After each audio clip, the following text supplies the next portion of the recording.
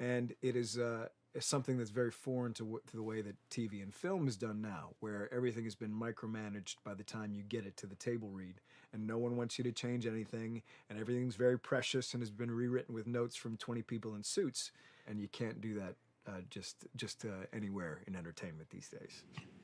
Yeah, I want to make sure. I think I swung too far over to this way, and now it's a little bit of making jokes about it, and we need to bring it back to center a little bit. There's one scene in the game where we see Joel not as a ruthless survivor, but as a father. I knew from the very beginning that he was going to lose his daughter, and I just told Neil, it's like, when that day comes for us to shoot that, I need a heads up. About a week before, he said, it's time, we're going to do that scene. I was like, okay, because I knew that I was going to have to go to this place that you don't really want to go to as an actor. You want to find some aspect of reality that you can empathetically draw from, you know? Troy and I were both kind of just like walking around for a while and just kind of getting into the zone, and well, my grandpa died when I was 8. He was like my dad, and so that's always what I use to get into that place. You know, I started recalling all those memories and starting pulling up all those feelings, and they're just right underneath the surface. When I walked back in, everyone realized that something was different. They kind of like calmed down, you know. You could feel the energy just like drop a little bit more. It was brutal. I lose my shit. I mean, just completely break down. Don't do this, please, God, no. Oh, God, no!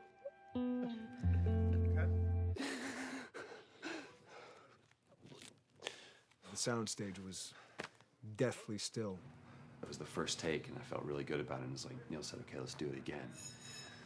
And so you do it again, and automatically you feel like you're manufacturing because you're trying to go back to that place, and you know you're in that actor nightmare of, you know, trying to get back to that reality. And we go through it again in 5th and 6th and 7th take, and I'm just exhausted. I'm crying between takes, and I'm looking at Neil going, this is really, really hard. And finally, after like the 8th or 9th take, he said, all right, I think we got it.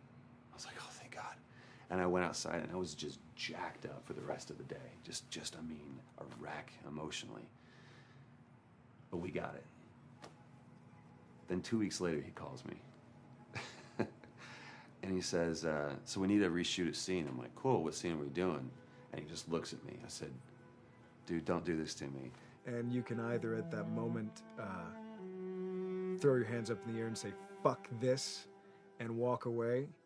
Or you can say, okay, this is an opportunity to get it more right. I'm like, okay, all right. If you don't think you got it, I'm going to show you that you got it. We've got it in the can. And so we go through it again, and it just feels fake, feels artificial.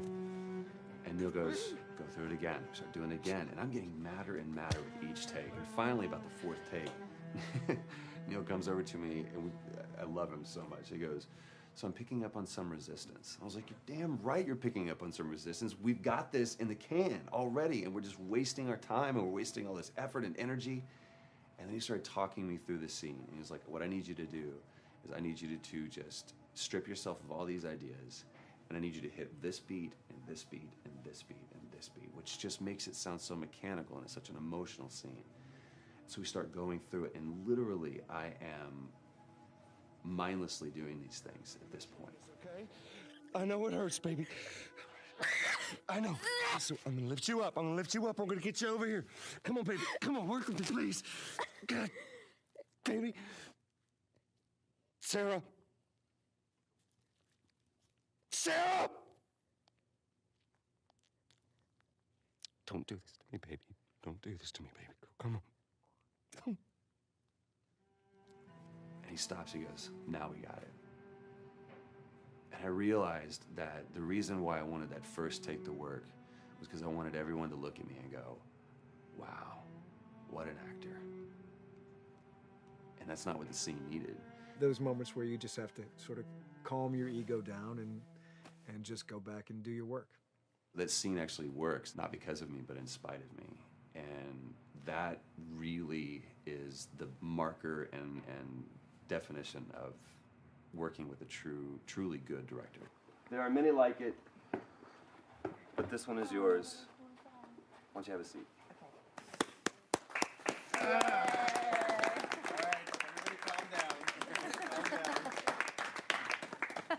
Thanks, guys. It's the director's chair. Working on the project, we knew we wanted to have a pretty minimalist soundtrack. And we had a folder where we just throw music in there. Looked at the folder one day and we saw, we have a lot of stuff here from Gustavo Santaolalla. We're looking for a composer. What if we reached out to him? Oh, no. Sarah. Move your hands, baby. I know, baby, I know. Listen, baby, I know this one. You're gonna be okay, baby. Stay with me. I want to pick you up. I know, baby. I know it hurts. Come on, baby. Please. I know, baby. I know. Sarah. Baby.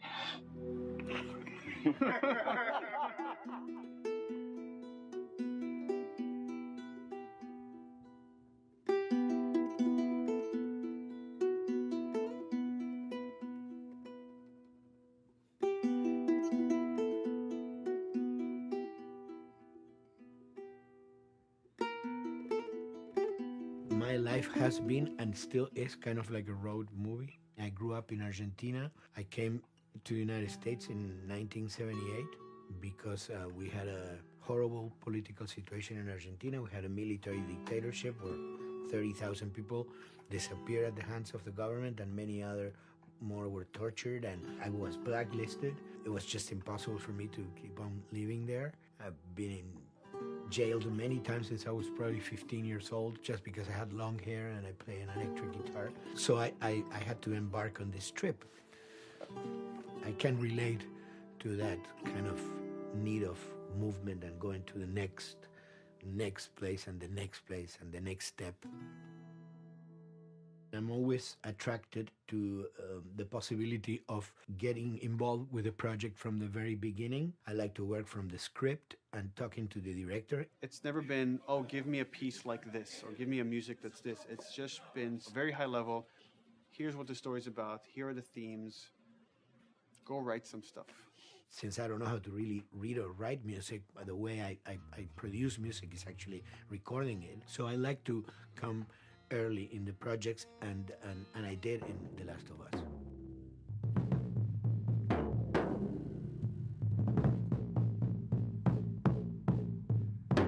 One thing that was fantastic from the very, very beginning was the freedom I had to try and to do whatever I felt could work, you know?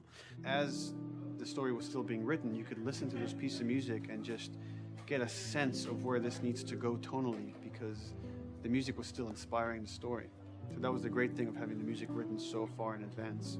And at the beginning, I was going really out with some things, and sometimes some of those things were the ones that they liked the most, you know? So I really felt very motivated to work, and I enjoyed immensely working. It was this very organic back and forth experience where one element was inspiring the other and vice versa. I needed to go into some more dark places, more textural and not necessarily melodic.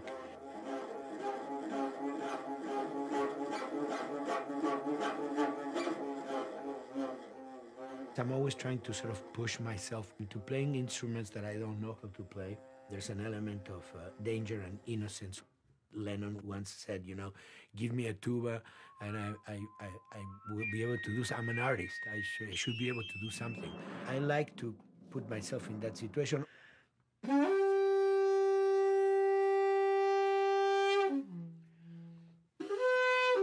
So these are just PVC pipes, the one you use, you know, in construction.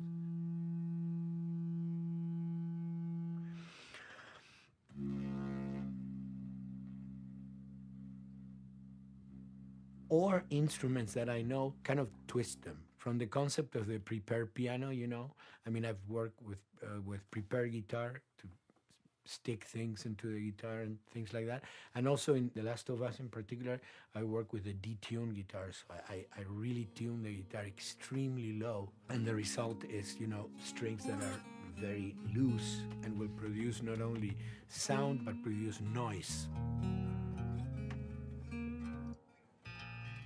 Because I believe, you know, every environment has its own sound. We have in our, you know, small studio, we have actually the possibility to record almost anywhere, including the bathroom, and we have done some fabulous recording, especially in the kitchen.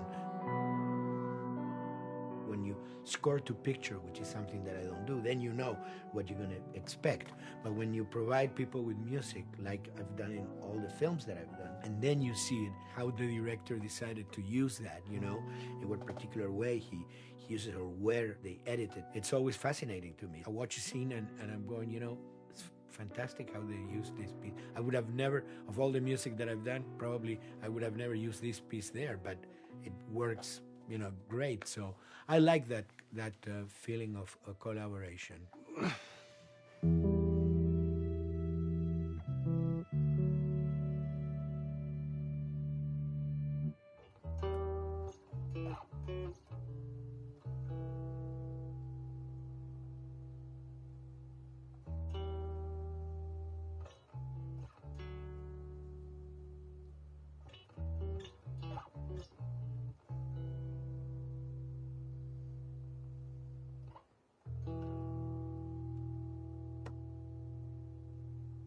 I think, you know, the guys also that work in programming and adapting that music to the game, they should share a lot of the credit for the end result. In the beginning, there was silence. Yes.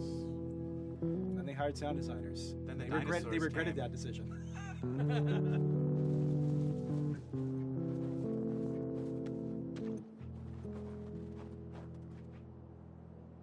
Hold it steady. Ha! Got you. In a much quieter environment like that, we really had to fill out the soundscape with much more natural sounds, much more detailed, delicate sounds. The tension comes from the lack of sound, in a way. Your brain is thrown off because where I expect to hear buses and crowds, all of a sudden I hear wind and leaves rustling. Again, it's creepy and beautiful at the same time because it's almost like I'm going on a hike, but I'm in a downtown area.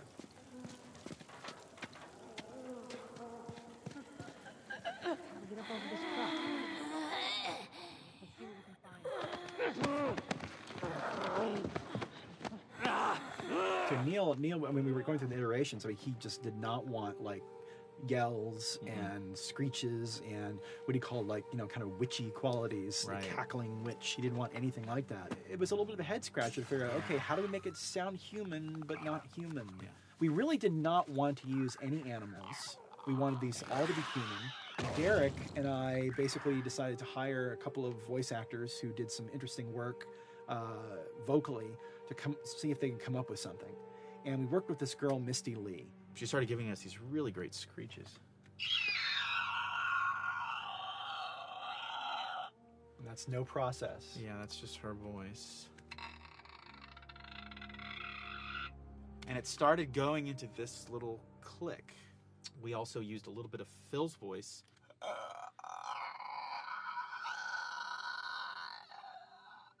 We'd combine that also with an occasional, Derek.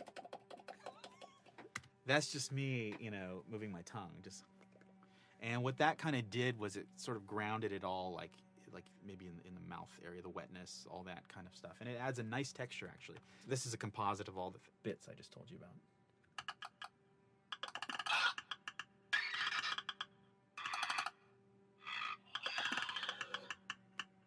Sounds like a Snapple bottle.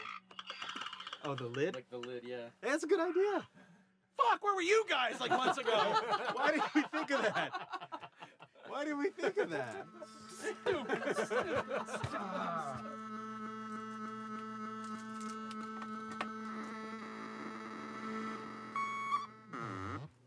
Viewers at home, you're probably wondering what this is. Let me tell you.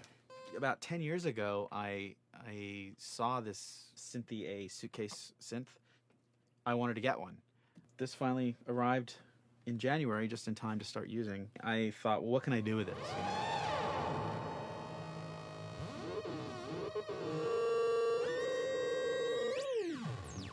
In Lakeside, there's a whiteout that happens, and this thing has a noise generator, which gives really convincing wind sound.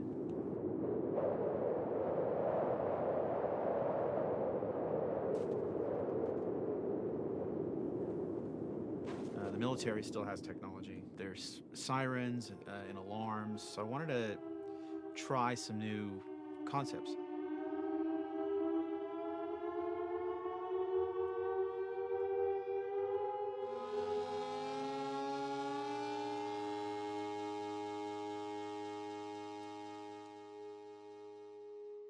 Man, What? nothing. It's just. I've never seen anything like this, that's all. You mean the woods? Yeah. Never walked in the woods. It's kind of cool.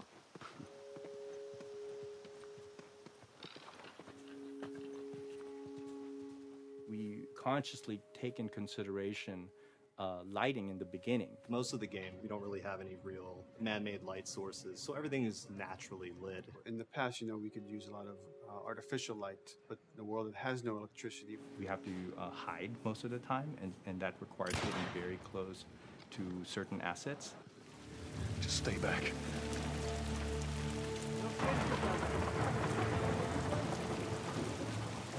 Otherwise, Detail's expensive, and if you build up too much of it, you end up running into technical problems, right? Your engine slows down. when the frame rate goes down, everyone can bring up the profiling tools and see which parts of the frame actually cause the drop of the frame rate. This is the profiling tool. These are all the SPUs. Here's the GPU, and then here's the PPU. You can see, like, here's the main process, and here's all the sub-processes, and you can see, tells you, like, how many milliseconds and cycles it's taking. The programmers are whiz at modifying this stuff and realizing, oh my God, why is this thing so big? We're taking 10 milliseconds on this thing. And then that's when they come over and find somebody and hit them over the head with a club and be like, why are you doing this? I love, we put the 30 frames per second goal because that's what we shoot for. Someone nicely put the 60 frames per second goal. It's like, yeah, we're not going to hit that. Lighters usually can come up with different lighting setup that still looks great, but is less costly in terms of performance. Did you talk to the character artist about her hand? So her face is getting a lot of spec, but then her arm is just like bone dry. You think something we can tweak in shader? We'll have to send back to character team Michael to take a look. I can play with the lights and see if that creates more like spec. Yeah. I've never ever focused so much on lighting and how much sensitivity there is to that here. One of the first lighting scenarios I had to do was like 7 a.m. like overcast, and I'd like wake up early and like take photos with my phone. What color are the shadows? What color is the light? It is a master's course unto itself of how to deal with ambient lighting because I've never had to use it so much. Man, this is kind of sad. What is? All this music that's just sitting here. No one's around to listen to it.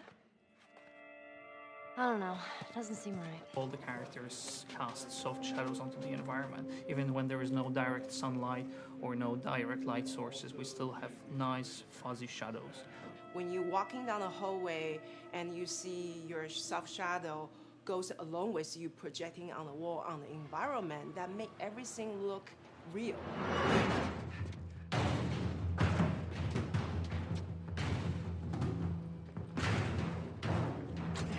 Follow me through here. Okay. The flashlight brought a whole new spin on it. So some of the environments end up being really, really dark, and you need the flashlight to get around. Give me your hand. We want to have the environment be really dark, but also at the same time have colorful surfaces that are sort of hidden, so when a flashlight hits one of those, it bounces off onto the ceiling. If you shine a light on a red wall, it will bounce the red lighting on the whole environment. And it's very difficult to do, very expensive, but we did it.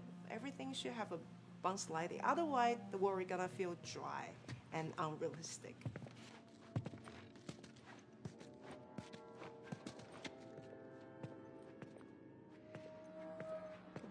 I guess this is where the assholes sleep.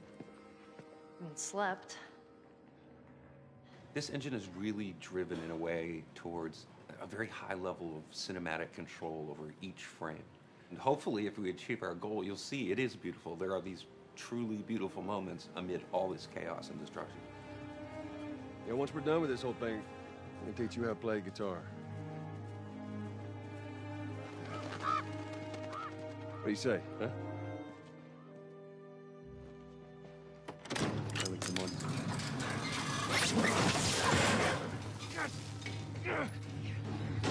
I got you. Damn it, Bill. What just happened? One of Bill's those stupid traps. There, that fridge, it looks like that's a counterweight. Okay. The story really dictates sort of the arc of the overall pacing.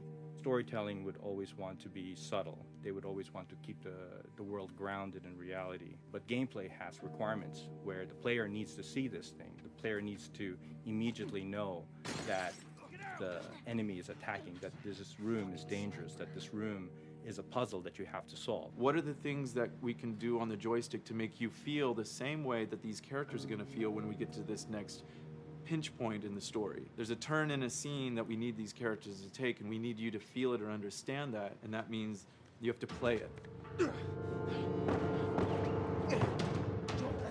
Sailed! Oh, thank God. Keep running. Doorway, over there. Run!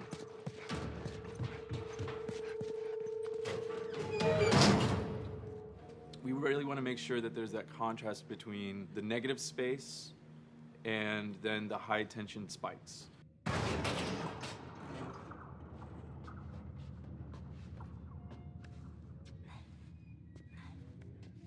A lot of times we won't play music, or we'll play very minimal music just to let you know kind of the state, whether you're still in stealth or combat has broken out. Hearing someone's footsteps or hearing a person breathing on the other side of the door has so much tension to it. You hear that? Shh, quiet.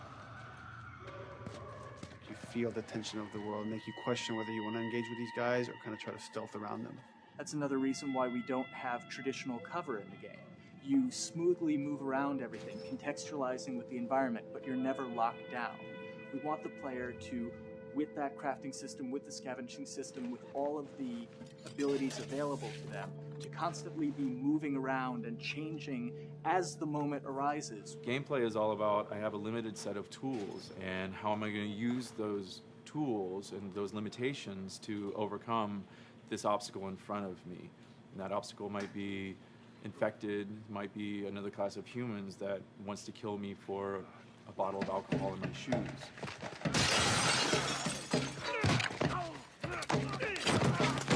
It was important for us that we don't underplay the violence, because then the threat doesn't seem as real.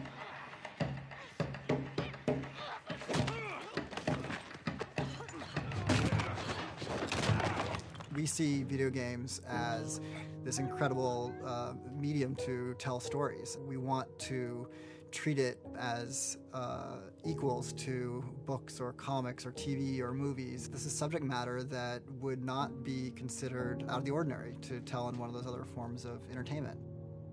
Fucking hunters. See, this could have been us.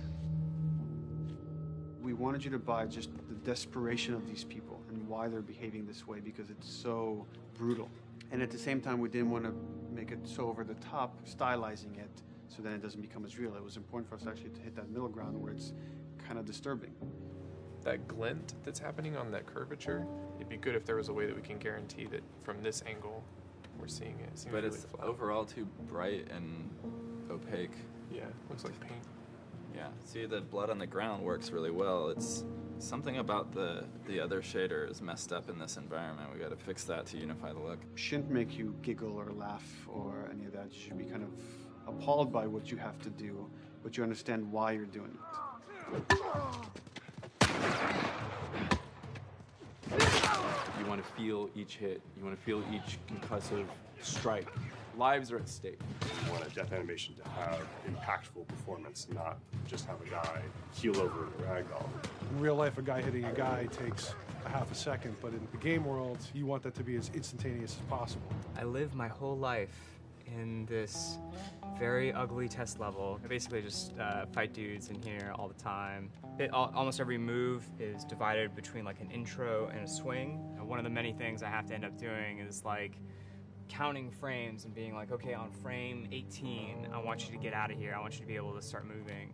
Every hit reaction that an NPC plays, they are not necessarily in the correct pose. When you strike them the next time, we just pop them with a 0 frame animation change, which is usually kind of a no-no, you know what I mean? Normally you want characters to blend smoothly and realistically into animations. But what we found is that you can cover that pop up with a heavy impact. They can go from almost any pose into the pose that the impact starts from, and your eye just covers up the transition for you.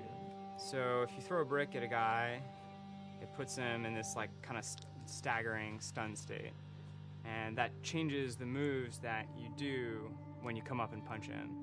So now I'm gonna come up and punch him, and now when you're punching him, because you've hit him down, you get this like auto aim moment where you get like a free headshot. I try to make it so that, you know, if you kind of know what you're doing, that you can set yourself up for 1 + 2 = 3. Right here! Memory on a console is a very precious resource. All of Joel's animations with every weapon, all the NPC animations, the stealth kills, you know, all of that stuff happening need to fit within a 4 meg to 5 meg memory footprint. This is a list of everything that's loaded in game and how much memory it's taking, because memory is our most precious resource right now. So we have a level, we call it the bookstore, it's in Hunter City, and this is a zone, for example. So when I set an AI to this zone, he will never leave its boundaries. I want guys to guard this exit where you have to go through, so I'll zone a couple guys around there to make sure that they, you know, they can fight you and use all this cover, but they want to stay around this door. This is another key component of the AI, is what we call the nav mesh. This defines the overall play space of where an AI knows he can or cannot go. Hey, look, that's where a cover used to be, and there's a hole cut out for it. I got to fix that. Here's some other wonderful things. See these little red polygons? Yeah, that means they're not linking right for some reason, so that means they can't really walk through here properly. It's a bug, and I need to fix it. Welcome to my life. Hey!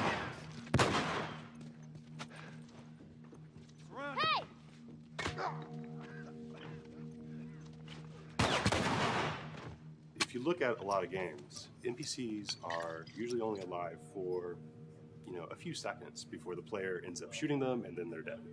We want our guys to be much more dangerous and much more threatening, which means they have to be alive for longer. They need to exist in the world for longer, which means you as the player can witness them acting out their behaviors for longer.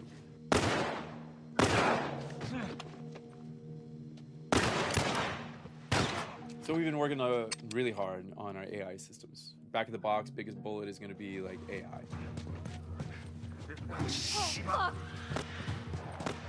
So we tried a number of different prototypes with the buddies, including having Ellie be super independent of you. She would try to flank the enemies, get behind them, or get between you and them. And a lot of times those decisions should surprise you, just like a real person, a real character would surprise you. And we discovered after many different prototypes, the best thing for her to do generally is to stay very near you.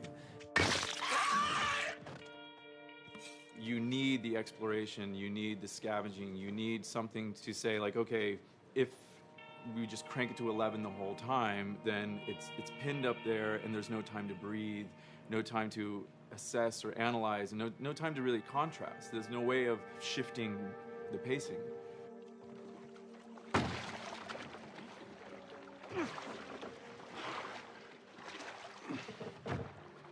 Puzzles are really weird, especially like Naughty Dog puzzles. I think they're very simple and satisfying. Most of this puzzle is strict exploration. You can see the ladder here, you can see the pallet there, you can see a clear route up to the ladder. So you're like, okay, maybe I have to get Ellie to the pallet, push the pallet over to this side, and like Ellie will climb up and lower the ladder. So that whole part is like, that's not a puzzle, that's not regarded as a puzzle, but when you feel like you've got to the solution and you're like, okay, I'm going to climb this ladder, and you climb it, and it breaks off, hopefully then the player will feel a little bit stumped and they'll be like, I'm not really sure what I am meant to do now. And so this is where the puzzle starts. Hopefully at this point, like all of the elements that the player needs to solve the puzzle are very familiar to them because they've been through the previous exploration beats. They're improvising with elements that are at their disposal. That's a really sort of like strong theme throughout like The Last of Us. Like you're a survivor, you'll take whatever tools you're given and you'll use them in like creative ways to survive.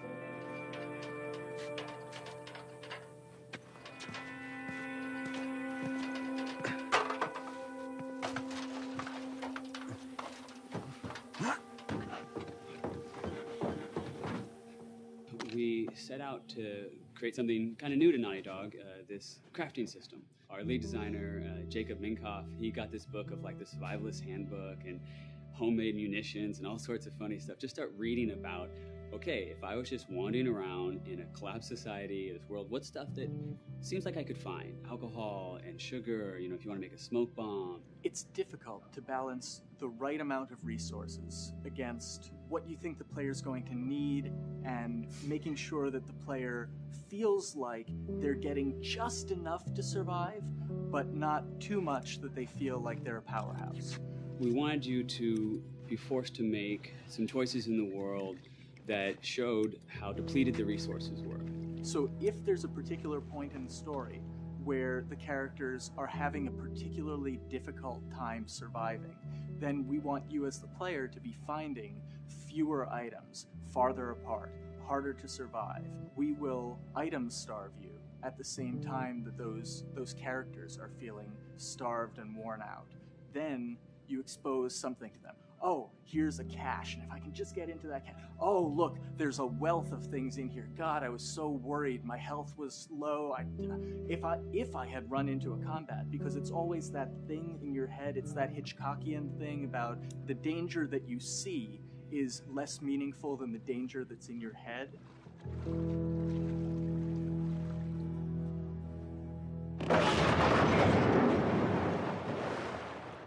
When we're designing the levels, it's nice to have the stuff that we know people are going to encounter. We kind of call this some of the critical path stuff. These are the things that 9 out of 10 players are going to find. They're right in the way. It's where you have to go. And then whenever designing a level, you want to have that little nook and cranny, right? You want to reward the player being like, oh, you went over here.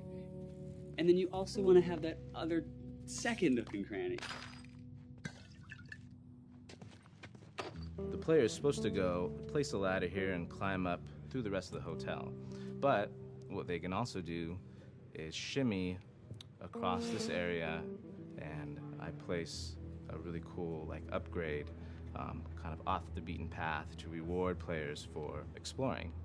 So if they come all the way over here, they're going to get this really cool training manual. It's a funny little bit of trivia. The HUD system, not the menus, not like when you hit start and stuff, but the actual HUD system where you see the reticles and stuff, was literally created for an E3 demo early in Uncharted 1, and that's been our HUD system, the foundation of our HUD system for the last 4 games. First time in Naughty Dog's history, we hired Alex. She's awesome, and she's got a really good understanding of UI and how it applies to games. The thing that I hate about any game's UI is when it pulls you out of the game for too long.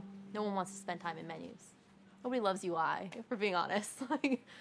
Weapon slotting has probably gone through more iterations than any other system. The stuff that we finally ended up implementing, you press select, you get into this menu, then you D-pad left and right through the slots, and then D-pad up and down will change the weapon, and then you don't have to press X or anything, you just select out of it.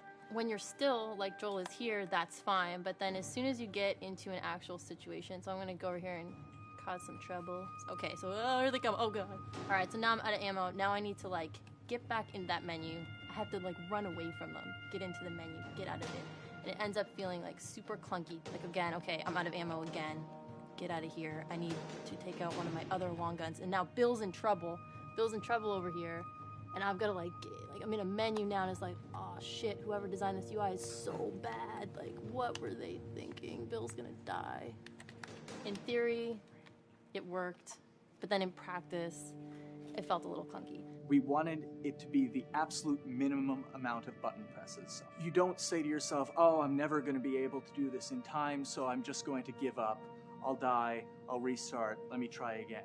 You want to always make the player feel that there is a way to survive. They can just do this fast enough. And what's going to go in now, if you just left, right, D-pad through this stuff, you swap out your guns, between long gun and short gun. If you're now on this gun and you were to hold X to pick your gun. So it all happens within the same system that you're using to slot the weapons. The first iteration that I did on that was awful. It just took way too long to get in. It was just a mess. QA was so upset at me all the time. I'm sure they hate me now because of that system.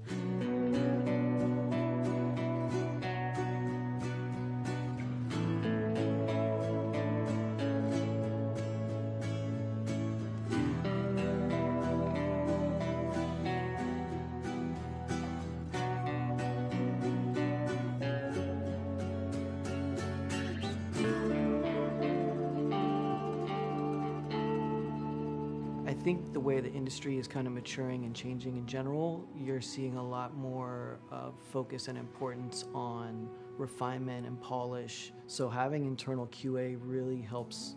The industry is kind of changing from QA being this like tighten up the graphics on level 3 bro kind of vibe to like really being a more technical, mental, investigative job. On the publisher side, it's more reactive towards the code being delivered in a stable, controlled environment. Whereas on the developer side, especially at Naughty Dog, we are going beneath the art and the design. We're given enough weight where we can go up to somebody and be like, look, you have to fix this. Why? Come over, I'll show you. That kind of feedback, I would love to be able to say like, that was us, but it gets so diffused throughout the iteration process that you're just kind of like adding your, I guess like genes into the gene pool and then just seeing what happens, you know what I mean?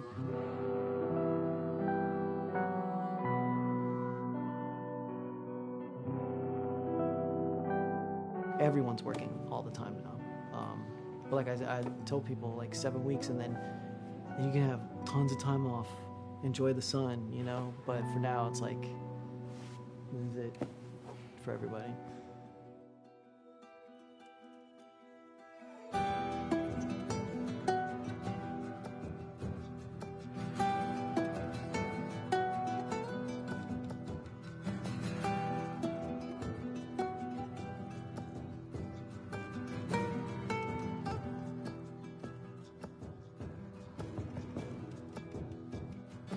Crunching is part of making games. I feel it's human nature, right? If I'm gonna have a guest at home that's gonna come for a couple of weeks, I'm probably gonna clean their room just the day before they arrive, right? And I think it's the same thing. It's just like everything comes together at the end. I personally enjoy Crunch. I think you get this like absolute laser focus because it has to come together. There's a camaraderie that also comes There's a camaraderie, totally, yeah. The vibe is everywhere, you know what I mean? Everyone's kind of like giving it 150% at this point. We're getting there, right? You start to get these glimmers, and I don't think anyone who doesn't make games realizes how late in the process you get those glimmers. 1 week before we shipped that press demo, we're all like, this kind of sucks. What's going on here? It's like, we need to dig down and find this. And in 1 week, the fun came together. Like you're shooting at a guy and then somebody flanks you and you hit him and you avoid the other guy who's shooting you and then you flank and go behind cover and you're like, oh, that 5 seconds in that 15-hour game was really, really fun. How do we make that 5 seconds happen thousands more times? My favorite video game is making video games. It is as challenging and as complex and as interesting. If we had to like try all the things that didn't work, what's hard about Crunch? It's like marching through that swamp of it not working. I mean, nothing's ever really final because you can always make something better, always. So we're constantly changing and constantly reiterating and trying to make it better and better and better pretty much until we ship. As an artist, you're never really happy with your work. You could be given like 100 years to work on something, you'll still find things to nitpick and things to fix. Yeah, you can work on the game for 10 years and you'll still be crunching at the end. So it's like, okay.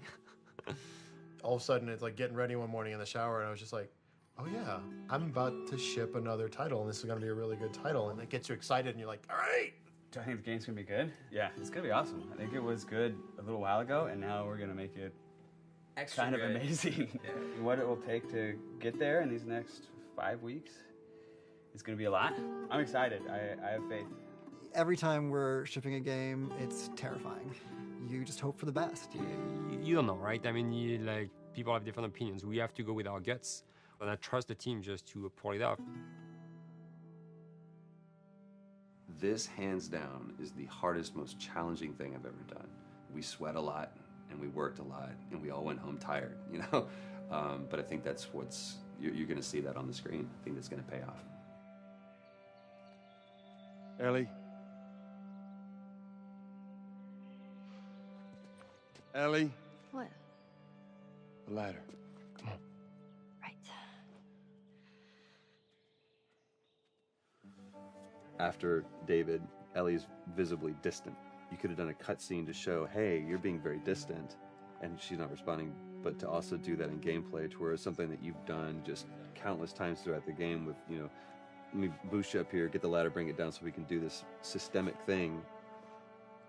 And the character responds with that, and you have to actually go over to her and go, hey, come on, the ladder, we've done this, let's do this. It's a subtle choice. Like Bruce and I talked from the beginning, is like we have these mechanics, how can we exploit them in a narrative sense? And that's one of those opportunities.